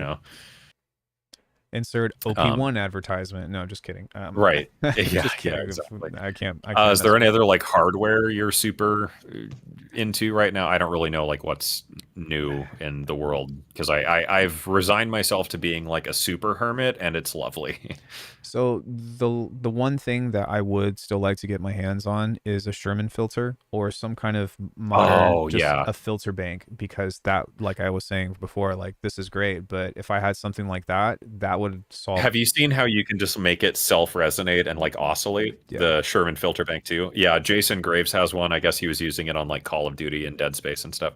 And yeah, we played with that for like an hour at his yeah, studio of just like making these horrible screaming like "Wah!" yeah. noises. It was and it's so funny because it's like it's such a silly prospect to be like I'm going to spend what are they like $800 on Mm, this thing that just makes like horrifying noise. yeah, a But Reebox. it's so cool. Yeah, it's Yeah, super fun. I want one too, but I that's the part I catch myself in is it's like, am I really about to drop almost $1,000 on this box that makes like horrible whistles?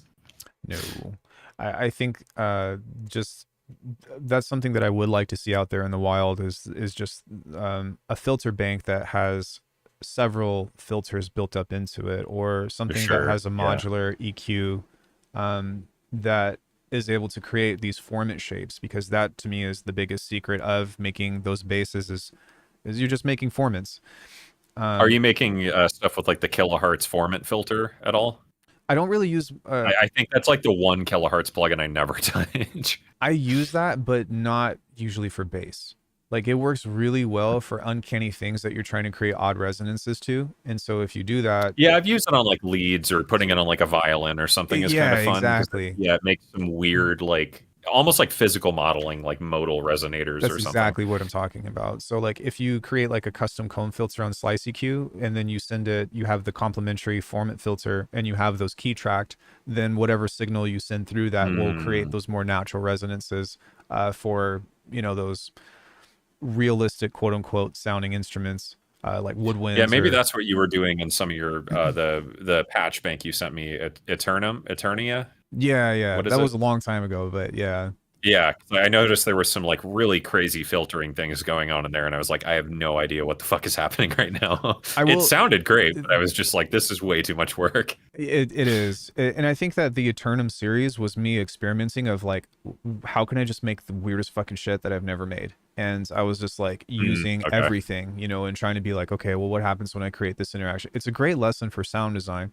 but with the later stuff, I'm like, I know what works now, so I'm like, sure, okay, yeah, here we go, because this is what I'm chasing anyways. Like that's, I think if I didn't have Phase Plant, that video I sent you would have never happened, because I would have been like, yeah. oh, I can't do it. And it's like, no, you just have to You just kind of have to restructure how you approach what it is that you're trying to achieve. And oftentimes, what I've learned is that it's actually way more simple than we thought.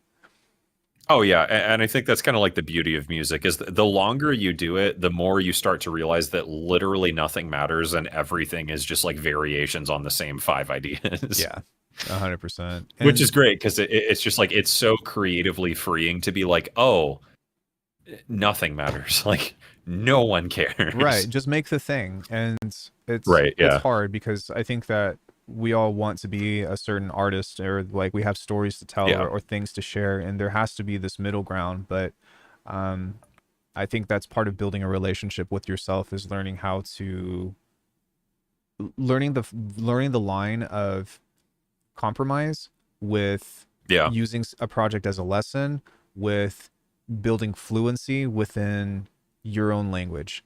I think that's the best way I could say that.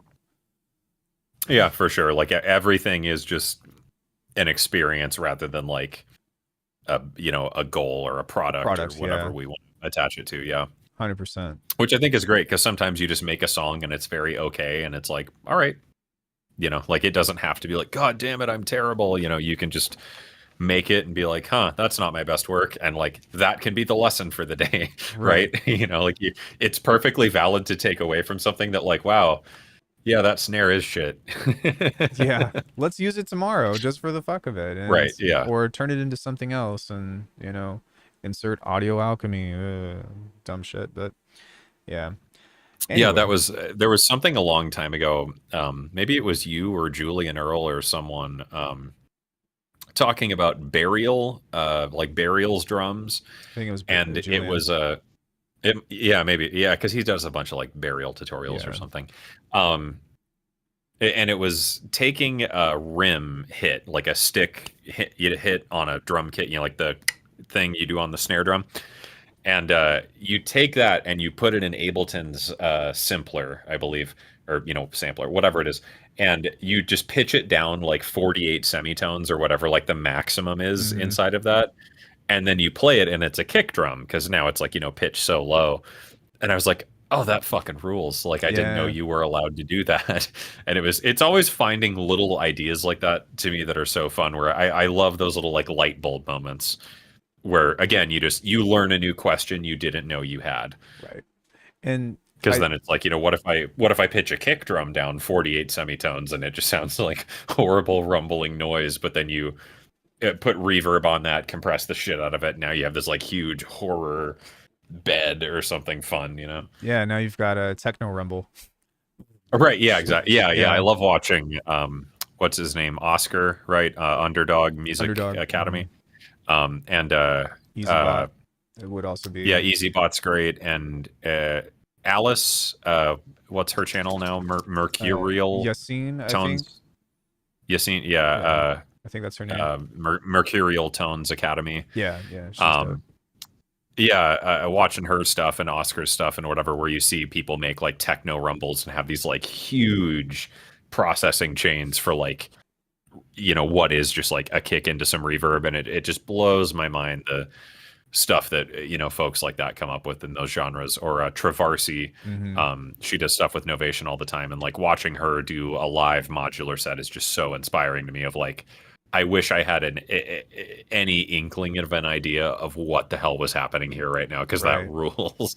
I think that's one of the But I biggest think it's fun. appeals. Yeah. Yeah, that's one of the biggest things to that, especially with hardware, when people are doing those live performances, and then like for me, the light bulbs go off in my head when I watch what somebody makes, and then I'm like, imagine if I take all of that and put it into the DAW, and then I cook it, or and then I Sure. like, Yeah. Exactly. you know what I Yeah. mean, give it the DAW juice, because let's face it, you just can't make the same shit. It's not better, it's not Yeah. worse, but it's just not the same. And Um, I think it's fun that you can watch, things like this. And, like obviously I don't make techno or anything, but like, watching, I don't know, an underdog video, and then I see him do some like crazy delay mhm. ping ponging thing on like the hi hats to add like a shuffle.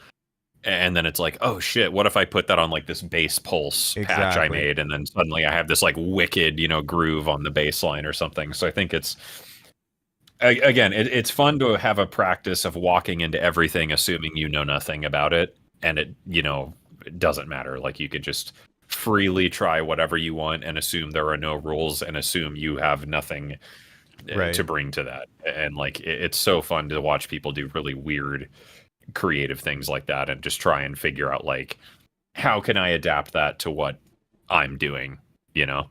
That's you bring up a really awesome point that is kind of like, I don't know, to me that's kind of the ethos of what my channel is about, and I love that I can talk to somebody else about it, that I don't even have to bring it up. But the fact that you watch a tutorial and you learn something that's not directly related, or maybe not the same DAW or whatever, but you're like, I can Sure. take that idea or a piece of it and apply it to this much, um, that's where I still find the magic. That's where I Oh still yeah, find the yeah, wonder absolutely. and the inspiration about being like, oh, I am not going to do this for bass design. I'm going to do this on a pad, or I do this on something completely different, or a compositional tool, or all of that, you Right, know? yeah, like we talked about earlier, you just zoom one level out and just go, but what if, Exactly. I put it on this, or like, could it work on this? Or like, I like this idea, but, instead of a distortion there, I'm gonna put like a comb filter or whatever, Right. just like see what happens. And I think that's fun because I think I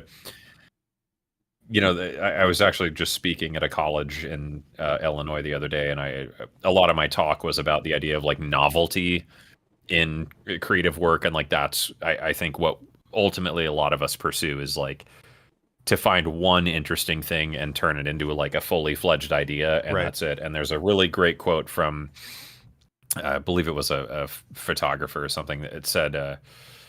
As an artist, I don't make anything. I find things I think are interesting and make them bigger. And I think that's like such a beautiful approach to that is like we find this one little, lizard idea that Yeah. we glue onto for some reason. And then all our job is to just like do a thing with that and see where it goes. And I think it's such a healthier approach to creativity rather than like, I will make this and people will adore it. And by proxy will adore me for having made a thing. Have you ever read The Unfettered Mind? So No, but I think that's been on my Google Books list for a long time. pretty much only the first chapter is like, it's something that we talk about in martial arts a lot, and then we'll leave with this because I do actually have to run soon. But Sure, yeah, I should do the same. the main point of chapter one is presenting the image of a tree. And when you fetter, or when you are fettered, you are only able to see the viewpoints of, it's either a tree, or you look at a leaf and then it's just the leaf. But when you have this um, Hmm. zoom out, kind of like what you were just describing, and this zoom in, then you start to see all of the other intricacies and the details of what something is. Basically, it's having a 360 viewpoint of whatever it is that you're looking at, you know? Are you looking at the earth Sure. from this, or are you in space looking at it from 100, for 360 degrees, and seeing all of the details and nuance of whatever the observation is supposed to be? And it gets into that idea about not being fixated on what something is, and not trying to define something as you know just being one definition. It's more of seeing something of all the things that it can, should, could, whatever be, and having an appreciation for that aspect. In That's a terms good way to of think of it. Yeah. martial arts, if I'm a complete human, I have many tools, but if I am, throwing a jab at somebody and the only thing that they're thinking about is my jab, then that opens me up for, you know what I mean, hitting somebody with a hook, or with, a dick kick or something like that. But if they To only, give him the old dick kick. yeah, but if all you're thinking about is a jab, that's all you see is, oh fuck, I have to stop the jab. But you're not thinking about Sure. everything else that's behind, the other things that are available. Um, So I guess my last question for you then is, what are you reading now? What are you on? I'm reading a lot of Yu-Gi-Oh cards right now. Okay.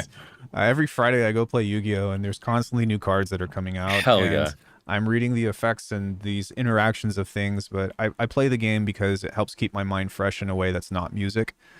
Um, Yeah, I think that's important too. Is like find any other hobby than music. It's yeah. good for you.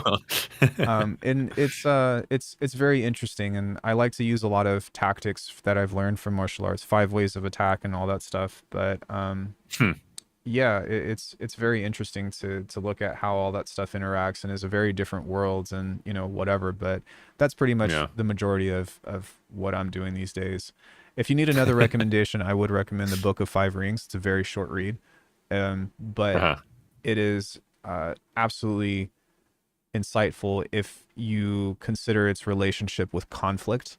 I'm not going to go too far into it, but you learn about the five ways of attack, and you start to see how that is implemented within every single conflict. I guess not to be redundant, but every single conflict that comes into our interactions or our experiences, whether it be with the self, with sports, basketball, baseball, actual combat, war, police interaction, beat block, and you're Dick just like kicking.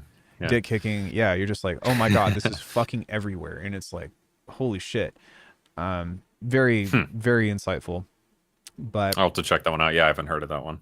it's from Musashi, um, samurai guy that won a bunch of battles illegitimately, according to history. Kicked a bunch of people in the dick. Yeah, Very I was famous. gonna say the same thing. All right. Dude, thank you so much. I always have a good time when we hang out, and I really appreciate Yeah, that absolutely, man. you made time for me, not only just to hang out, but also to hang out with Jersey, but also to hang out with my chat, because these guys are usually pretty cool and really chill, and they all respect your work to the most, myself included. Yeah, Yeah, man, good job, chat. yeah, good job, chat, for being there. Thank you for showing up For being on your good behavior. yeah, that's important to me. Not every stream has to be just a fucking shit fest, and Right. I hope that you still feel like there are some safe spaces on the internet that you can hang out, my channel included. For sure. But all right, Well, cool. Thanks for hanging out, man. yeah, so I'm gonna end the stream. You all chat, thank you so much for hanging out. Can I just have you for maybe a couple more minutes, and we can kind of close off then? Sure. Cool. All right, everybody, I'll see you all later. I'm gonna give my regards to